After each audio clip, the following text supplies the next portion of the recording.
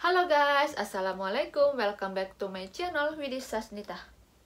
Buat teman-teman yang sedang dalam proses seleksi menjadi perawat G2G Jepang, kalian pasti penasaran kan seperti apa proses seleksi dan matchingnya? Nah, di video kali ini aku akan bahas mengenai proses interview dan matching. Dan apa saja pertanyaan-pertanyaan yang sering muncul pada saat interview. Ikutin terus ya!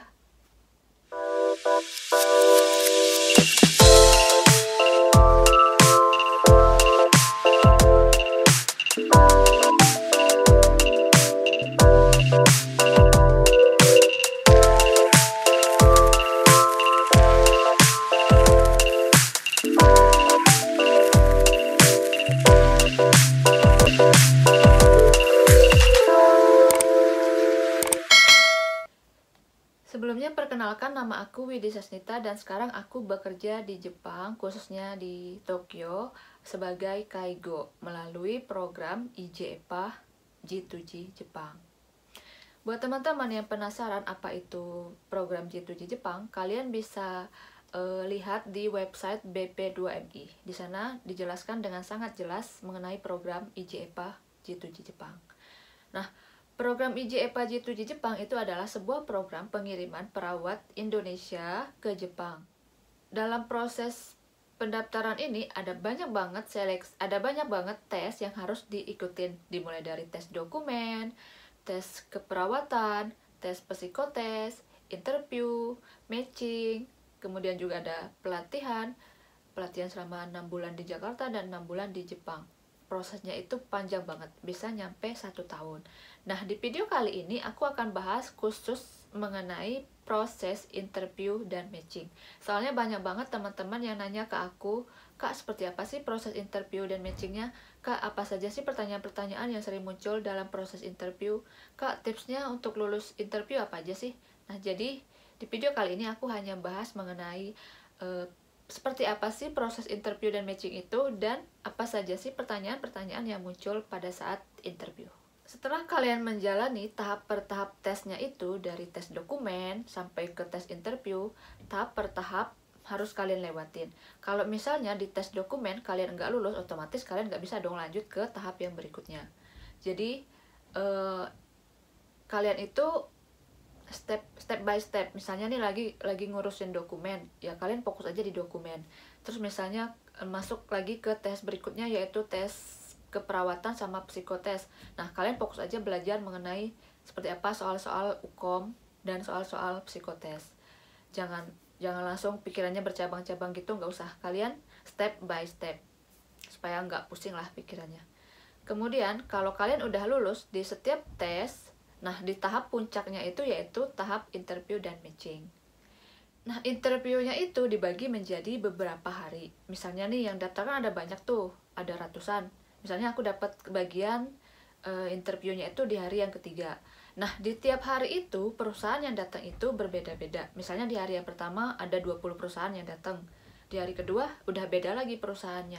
Tujuannya apa? Tujuannya supaya setiap peserta itu mempunyai kesempatan matching yang sama di perusahaan saat mereka interview. Jadi mereka itu kesempatan matchingnya itu di perusahaan pada saat interview itu. Jadi yang mana perusahaan yang datang, yang mana ya perusahaan yang ketemu pada saat interview, nah disitulah perusahaan yang kemungkinan kita bakal matchingnya di sana. Seperti itu. Lalu, jadi yang interview kita perusahaannya langsung ya, Kak? Enggak, jadi yang interviewnya kita itu adalah Jigwell.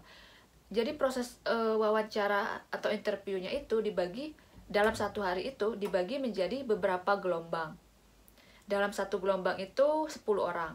Nah, ini yang benar-benar interview yang secara formal, benar-benar yang pertanyaan formal seperti Jiko Shokai atau perkenalan, kemudian keluarga seperti itu, kemudian kenapa mau ke Jepang seperti itu.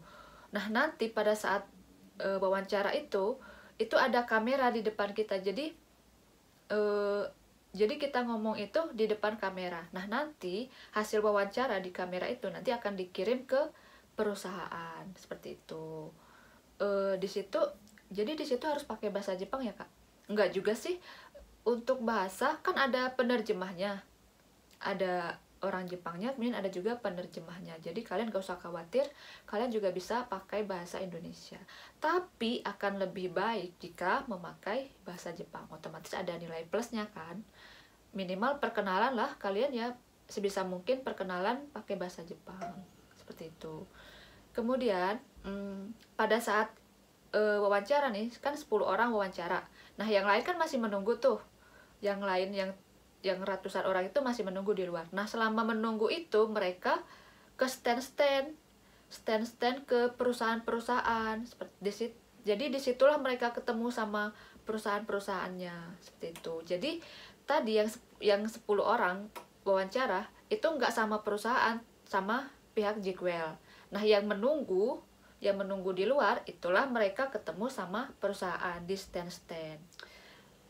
Nah, mereka yang menunggu di luar itulah kesempatan mereka untuk ketemu sama perusahaan langsung di stand-stand itu. Ada banyak banget di stand-stand itu perusahaan-perusahaan yang datang. Itulah kesempatan kalian untuk mendekati, ibaratnya PDKT sama perusahaan-perusahaan tersebut supaya matching, supaya saling pilih. Aku pilih perusahaan itu milih aku. Kemudian di stand itu ngapain aja, Kak? Nah, di stand itu ada interview juga, tapi interviewnya itu nggak formal seperti yang tadi, yang dengan pihak Jigwell tadi. Di sini ini lebih santai. Jadi kalian santai aja pada saat sama perusahaan itu, santai, tapi ya tetap tunjukkan yang terbaik seperti itu. Jadi di saat itu adalah interview timbal balik. Gimana ya maksudnya? Jadi interview tidak hanya mereka yang nanya, tapi kita juga yang nanya. Jadi saling nanya. Soalnya kan di stand-stand itu kan mereka mempromosikan perusahaan mereka kan. Ini loh perusahaan kami ini seperti ini, gajinya segini, seperti itu kan. Nah, apa sih kelebihan perusahaan mereka? Kenapa kita harus milih mereka? Jadi tidak hanya kita aja yang apa sih kelebihan kita, kenapa kalian harus pilih kita, tapi mereka juga mempromosikan diri mereka. Jadi saling promosi biar matching seperti itu. Nah di situ mereka nanya, kita juga nanya, tapi hindari pertanyaan mengenai gaji, karena nanti kan mereka akan membagikan brosur. Nah di brosur itulah kalian bisa melihat gaji. Jadi sebisa mungkin hindari menanyakan masalah gaji. Kita bisa nanya ke mereka, misalnya nanti pada saat kerja boleh sholat enggak, misalnya yang bagi yang Islam kan, boleh pakai jilbab enggak, sistem kerjanya gimana, perusahaannya itu mengurus lansia atau sogaisha, seperti itulah. Pokoknya pertanyaan-pertanyaan yang berbobot lah, kalian tanyain sendiri. Apa sih yang kalian penasaran dari perusahaan itu, kalian bisa tanyakan langsung pada saat itu. Kemudian juga misalnya proses belajarnya gimana, dukungan belajarnya seperti apa supaya lulus Kokasikeng. Nah di saat itulah kesempatan kalian untuk bertanya. Kemudian juga kadang-kadang nggak cuma kita yang nanya, tapi juga mereka nanya ke kita. Pertanyaannya itu biasanya seperti ini. Bentar ya. Biasanya perkenalan kan, yang pasti perkenalan Jiko Shokai. Usahakan perkenalannya pakai bahasa Jepang ya, soalnya biar ada nilai plusnya. Perkenalan, belajar lah ya perkenalan, bisa kan ya, bisa perkenalan. Kemudian keluarga, pekerjaan ayah ibu apa, seperti itu. Kemudian juga agama juga sering ditanyain, soalnya kan ada masalah sholat pakai jilbab seperti itu kan, agama. Kemudian tujuan ke Jepang apa, kenapa memilih Jepang, kemudian kenapa memilih kaigo atau lansia. Kemudian sebelum ke Jepang apa aja sih persiapannya, seperti itu. Kemudian kalau lulus inginnya kerjanya di daerah mana, seperti itu. Kemudian pernah merawat lansia enggak, pernah belajar bahasa Jepang enggak. Kemudian Jepang menurut kamu gimana, ingin kerja di Jepang berapa lama, kemudian persiapan supaya lulus apa, terus gaji yang digunakan untuk apa, hobi kamu apa, kemudian sudah minta izin belum sama orang tua, gimana tanggapan mereka, kemudian rencana menikahnya umur berapa, ada senpai nggak di sana, Kemudian tahu program IJEPA ini dari mana, kelebihan dan kekurangan kamu apa. Kemudian selain bekerja, kegiatan apa yang ingin kamu lakuin di Jepang. Kemudian juga bagaimana jika misalnya kamu bekerja itu tidak sesuai dengan apa yang kamu pikirkan. Misalnya kaigo itu kamu pikirkannya bagaimana, ya kamu pikirkan kaigo itu bagaimana, dan ternyata di lapangan tidak sesuai dengan apa yang kamu pikirkan, itu nanti kamu gimana, seperti itu. Kira-kira seperti itulah pertanyaan-pertanyaan mereka itu. Dan juga kita juga nanyain ke mereka pertanyaan-pertanyaan yang apa sih yang buat kita penasaran sama perusahaan itu. Tapi jangan masalah gaji ya, hindari itu. Kemudian kadang juga ada perusahaan yang benar-benar santai, benar-benar santai, jadi nggak ada saling tanya. Kita juga nanya ke mereka, tapi mereka nggak nanyain apa-apa ke kita. Mereka malah santai gitu, misalnya ngajak nyanyi, pernah ada yang gitu, ngajak nyanyi atau ngajak nonton anime kesukaan kamu apa. Kadang-kadang pertanyaan mereka itu seperti itu loh, hanya untuk membangun apa ya istilahnya, PDKT gitu ya. Ya kayak gitulah. Kadang pernah juga waktu pengalaman aku dulu itu membahas masalah nama tempat aku kursus bahasa Jepang. Jadi kan aku kursus bahasa Jepang itu di namanya itu Wasabi kan, Wawasan Satya Bhinneka. Dan itu jadi bahasan sama mereka. Kok Wasabi? Kenapa Wasabi? Wasabi itu kan kalian tahu sendiri kan wasabi itu apa. Jadi itu benar-benar jadi bahasan. Nah, gara-gara Wasabi itu aku di email coba sama mereka. Mereka tertarik sama aku. Mereka mau milih aku gitu. Tapi waktu itu aku udah gimana ya? Aku udah ada janji sama yang pertama sekali ngejanjiin aku buat milih mereka. Aku udah ada janji di situ, jadi ya aku milih yang aku janjiin pertama itu. Kadang ya kayak gitu, obrolan-obrolan yang nyambung aja gitu. Mereka ibaratnya gimana ya? Cocok. Jadi kadang nggak usah yang formal-formal banget. Kadang bahas masalah anime, kadang bahas masalah lagu Jepang, itu juga bisa buat matching. Jadi pada saat di stand itu santai aja, tunjukkan yang terbaik. Dan pada saat di stand itu kadang kelihatan sih, ada kan pada saat duduk di stand itu kan ada beberapa orang kan, 5 orang itu nggak saling kenal kan, peserta semua kan. Nah itu di situ tuh kadang ada yang lebih menonjol sama mereka, itu benar-benar cocok gitu. Ada yang diem gitu kan, yang nggak tahu gitu, bukan nggak tahu sih, tapi kayak ngelihat yang ini menonjol, jadi yang ini nggak drop gitu kan. Kalian gak usah gitu, kalian udah pede aja ngobrol aja sama mereka seperti itu. Nah nanti itu di situ ada penerjemahnya, jadi yang belum bisa bahasa Jepang nggak apa-apa, kalian pakai aja bahasa Indonesia karena di situ nanti ada penerjemahnya seperti itu. Aku dulu nggak pakai bahasa Jepang banget sih, aku perkenalan aja pakai bahasa Jepang, selebihnya yang aku tahu aja, yang aku bisa ya aku pakai bahasa Jepang, yang aku nggak bisa aku pakai bahasa Indonesia. Jadi di situ itu apa ya ibaratnya itu PDKT nggak juga sih ya, gimana sih supaya aku milih mereka milih aku, seperti itu, supaya cocok di matchingnya itu. Ini aku mau berbagi pengalaman aja. Jadi waktu itu kan aku interview di hari ketiga, dan ada teman aku dia interview di hari kedua. Nah pada saat itu kan aku datang kan, pada saat teman aku interview aku datang. Kemudian kita ngobrol kan sama teman aku ngobrol, duduk kan. Di situ udah selesai tuh interviewnya, udah selesai, udah agak sepi. Kemudian adalah lewat orang Jepang, cewek. Kemudian kita tegur, kita senyum kan, kita tegur, konbanwa. Direspon sama dia, dan responnya itu baik banget. Dia malah diajak ngobrol, ayo ngobrol, duduk bareng ngobrol gitu kan. Sama yang lain juga, nggak cuma sama cewek itu aja, tapi juga sama yang lain. Nah di situ ngobrol kan, saling ngobrol. Kemudian juga santai sih, pada saat itu santai, ngomongin masalah lagu Jepang, masalah anime, bener-bener santai. Dan di situ begitu selesai ngobrol, kita dikasih uang jajan, dikasih 100.000, aku sama teman aku dikasih masing-masing 100.000 gitu. Kaget kan, loh kok dikasih uang padahal cuma ngobrol gitu kan.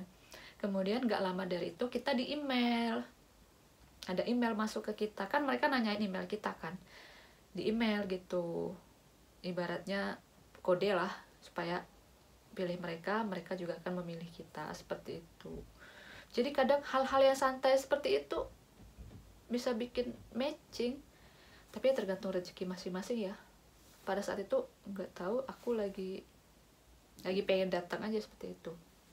Jadi waktu itu bukannya sombong, bukannya gimana, jadi ada beberapa perusahaan yang ngajak aku buat matching, tapi aku tetap pada janji yang pertama. Soalnya kan ada yang pertama itu yang dibilang ngejanjiin enggak juga, tapi memberi keyakinan.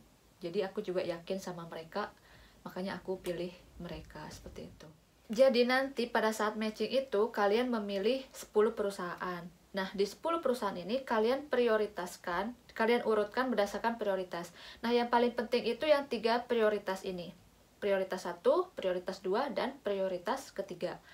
Kemudian, kalian jangan memprioritaskan itu, misalnya nih, ini gajinya gede, aku pilih ini sebagai prioritas ke-1 aja deh.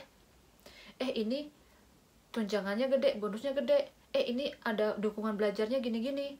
Ini pokoknya kalian gak usah memprioritaskan itu berdasarkan itu ya. Kalau misalnya mereka memilih kita, kalau enggak gimana.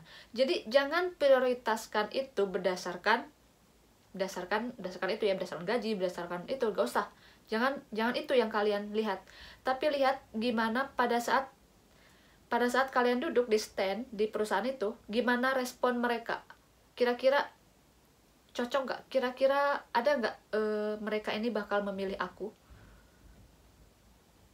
Seperti itu. Jadi ibaratnya ada kode lah dari mereka. Kira-kira dia ini ngasih kode apa gitu ke kita supaya kita milih mereka, seperti itu.